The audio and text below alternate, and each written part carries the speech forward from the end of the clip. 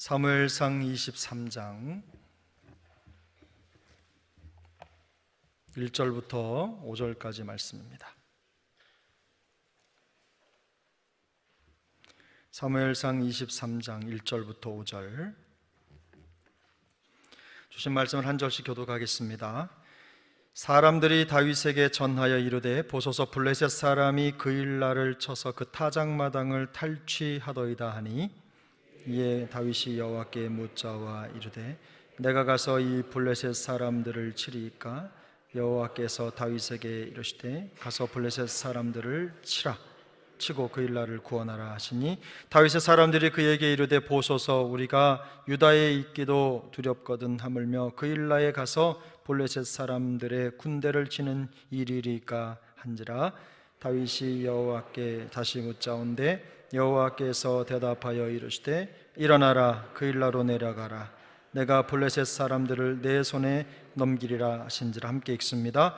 다윗이 그의 사람들이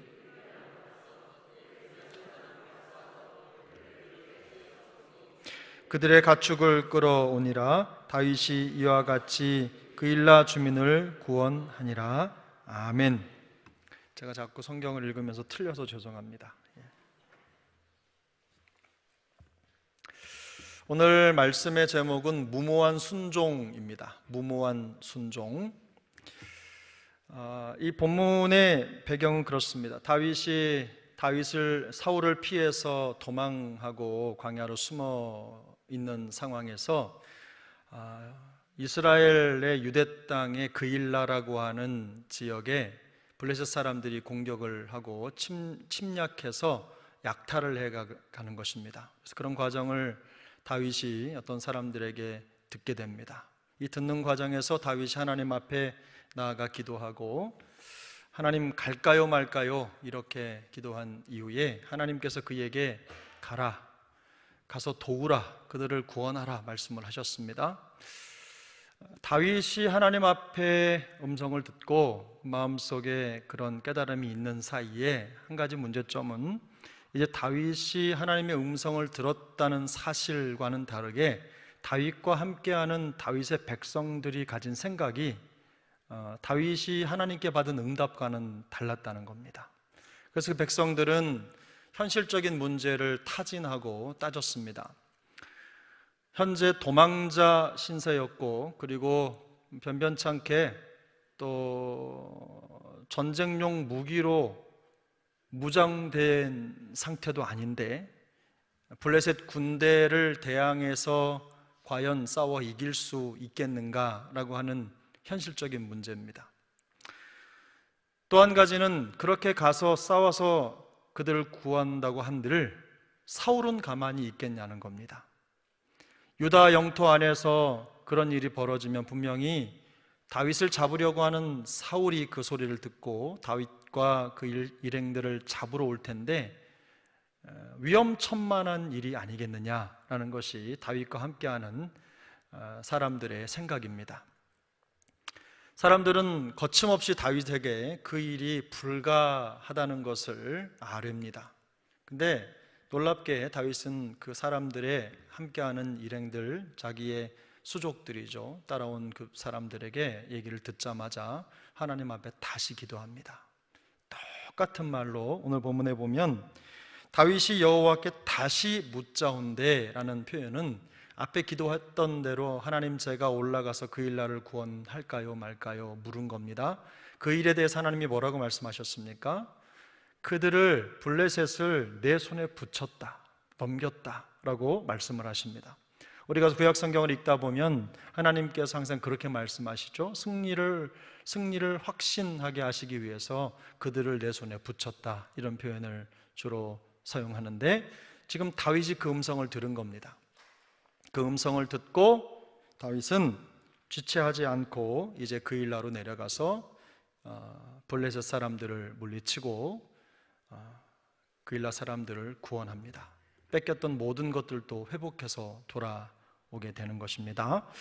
이 과정을 통해서 우리가 알 수 있는 중요한 메시지들이 있습니다. 사실 우리가 신앙생활 하다 보면 합리적인 생각, 판단, 또 상황 분석, 이런 암초에 부딪힐 때가 많이 있습니다. 그것을 암초라고 말씀드린 이유는 항상 우리가 가지고 있는 믿음의 행동에 있어서 가장 큰 걸림돌이 이런 상황적 분석이기 때문에 그렇습니다. 어떤 일을 진행할 때, 어떤 일을 행할 때 우리가 이 일이 과연 가능하겠는가라고 하는 것을 먼저 이성적으로, 환경적으로, 상황적으로 타진하고 조사합니다. 근데 그 일을 진행하는 과정에 현실적으로 가능성이 없다고 생각하면 대개는 포기합니다. 하지 않습니다. 우리는 교회가 믿음의 공동체라는 것을 알고 있습니다. 하나님을 믿는 공동체고, 교회는 다분히 상식적이고 이성적이어야 하지만 그보다 앞서 하나님을 믿는 믿음이 가장 최우선에 있는 공동체입니다.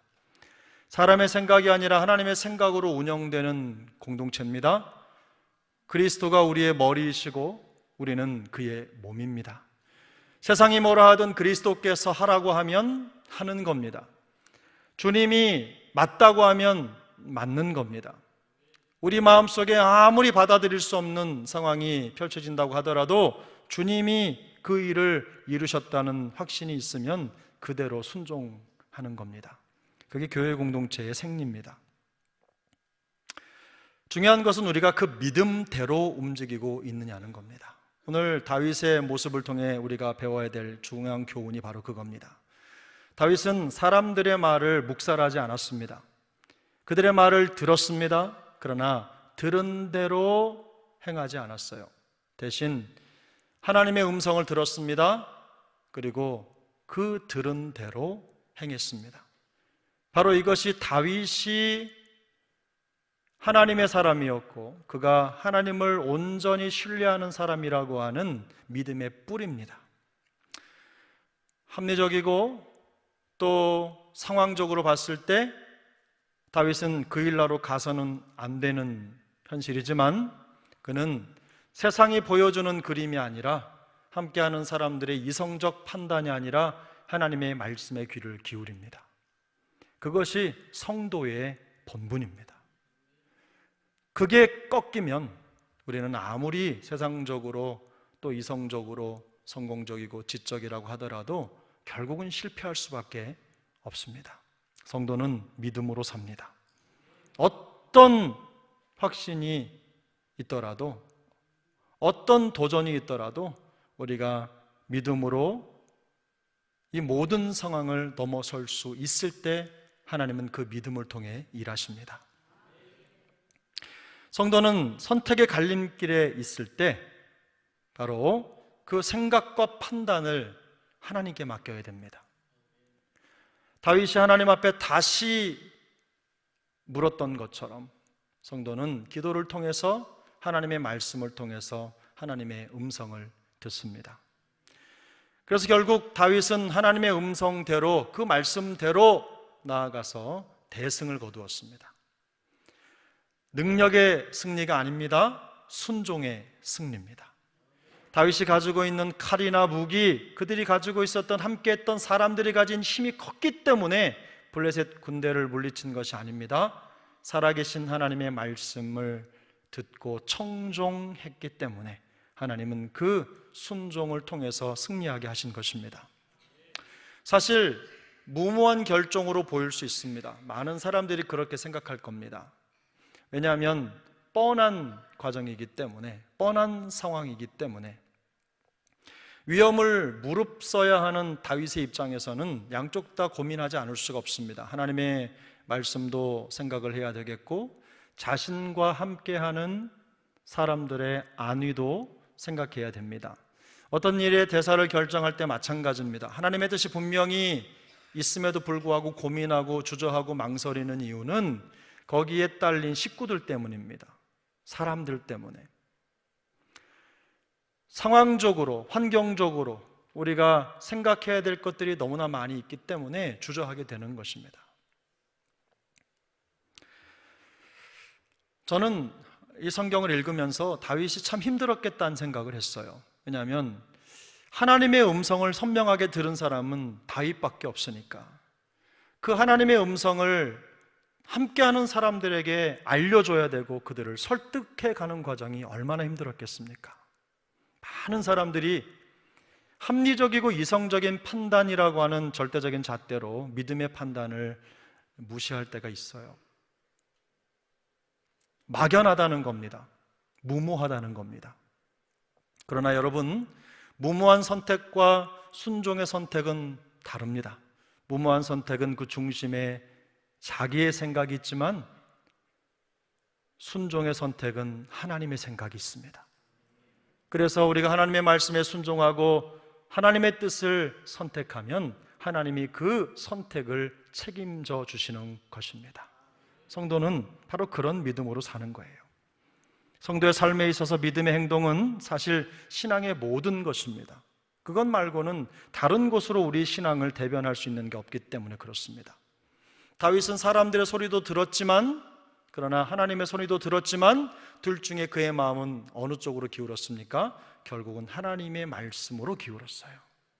그리고 그 과정에 다윗은 너희가 하나님의 음성을 듣지 못했다고 책망하기보다는 아마 그들을 계속해서 설득했을 겁니다. 설득하고 격려하고 또 하나님께서 우리에게 반드시 승리하게 하실 것이다. 어디에서 그걸 알 수 있습니까? 다윗이 그들과 함께 그 일날을 구원하러 갔다는 데서 알 수 있어요. 혼자 할 수 있는 일이 아닌데 다윗은 그와 함께하는 사람들을 격려하고 살아계신 하나님이 하실 일에 대한 기대를 심어주었던 것 같아요. 그래서 결국 하나님께서 그들을 모두를 통해서 하나님의 놀라운 역사를 이루어내신 것입니다. 여러분, 우리가 때로는 사람의 조언을 무시할 수 없습니다. 그러나 하나님의 뜻보다 중요하지 않습니다. 그걸 기억하셔야 돼요. 우리의 모든 선택이 하나님의 말씀과 공고를 따라 결정되고 행해질 때 후유증 없는 결과를 얻는 것입니다. 물론 항상 하나님의 생각이 우리의 생각과 일치하지 않는다는 것을 기억해야 됩니다.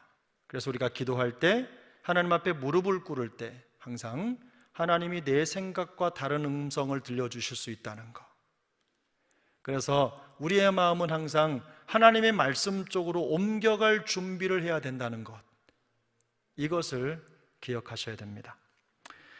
말씀드린 대로 무모한 선택과 믿음의 선택은 겉모습으로 볼 때는 달라 보이지 않습니다. 똑같습니다.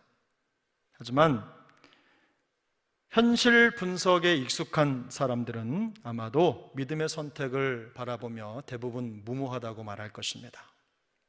어쩌면 우리 교회 환경개선 공사나 이런 모든 과정에 대해서 다른 뜻이 있다면 그럴 거예요. 현실적으로 할 때가 아니다, 만질 때가 아니다, 시작할 때가 아니다, 현실적으로. 근데 그 현실이 나의 현실인 건지 아니면 하나님의 현실인 건지를 더 고민해 봐야 되는 겁니다. 사랑하는 여러분, 우리가 우리의 마음과 생각을 하나님께 고정할 수 있기를 축복합니다. 다윗이 마음을 정리하는 방법을 한번 보세요. 다윗은 자기의 마음을 정리할 때 다른 사람에게 묻는 게 아니라 하나님 앞에 나아가 물었습니다. 이것을 저는 기도의 행동이라고 정의합니다. 우리의 마음을 정리하고 우리의 마음을 하나님 앞에 추스를 때 어떤 방법을 선택하십니까? 바로 기도하셔야 됩니다. 하나님 앞에 나아가는 겁니다. 더 철저하게 하나님의 음성에 귀 기울이고 그 음성을 따라 움직여야 되는 것이죠. 그래서 기도하는 데 소비하는 시간은 결코 낭비가 아닙니다. 하나님은 우리가 무엇보다도 하나님을 먼저 찾는 것을 좋아하십니다. 제가 상담을 하다 보면 어떤 문제를 놓고 물어보시는 분들이 있으세요? 근데 그 물어보실 때 보면 이미 결정을 한 걸 알려주시는 건지 결정하기 전에 조언을 구하고 바른 결정을 하시려고 하는 건지 알 수가 있어요. 근데 많은 분들이 이미 결정을 하고 오십니다. 이미 결정을 하고. 우리가 기도할 때도 마찬가지죠. 우리가 하나님 앞에 기도할 땐 하나님 제가 이렇게 하기로 결단했습니다를 알려드리는 게 아닙니다. 하나님 어떻게 할까요? 갈까요? 가지 말까요? 하나님이 가라 하면 가고 하나님이 가라 하지 않으시면, 가지 말라 하시면 가지 않겠습니다. 이게 기도자의 진정한 태도입니다. 다윗은 하나님께 제일 먼저 그렇게 물었어요. 갈까요? 가지 말까요? 똑같이 물었습니다. 두 번째에도 주님 갈까요? 가지 말까요? 그 하나님의 음성이 바로 사람들의 생각과 달랐을 때 다윗은 주저하지 않았습니다. 하나님의 음성을 따라서 지체하지 않고 말씀대로 진군하고 결국 순종의 승리를 거둔 것입니다. 사랑하는 여러분, 우리도 이와 같은 승리의 주인공들이 되시기를 축복합니다. 매 순간 많은 상황 속에서 선택의 기로에 서겠지만 그때마다 하나님의 음성에 더 깊이 귀 기울이는 우리 영가족들 되시기를 축복합니다. 세상은 항상 우리에게 합리를 원하고 또 상식을 원하고 또 상황 분석을 요구합니다. 그러나 그것도 필요합니다.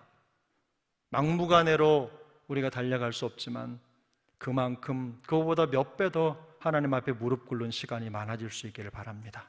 기도하면, 하나님 앞에 마음을 쏟으면 하나님이 우리의 갈 길을 열어 보여주시고 우리를 선한 길로 인도해 주실 것입니다.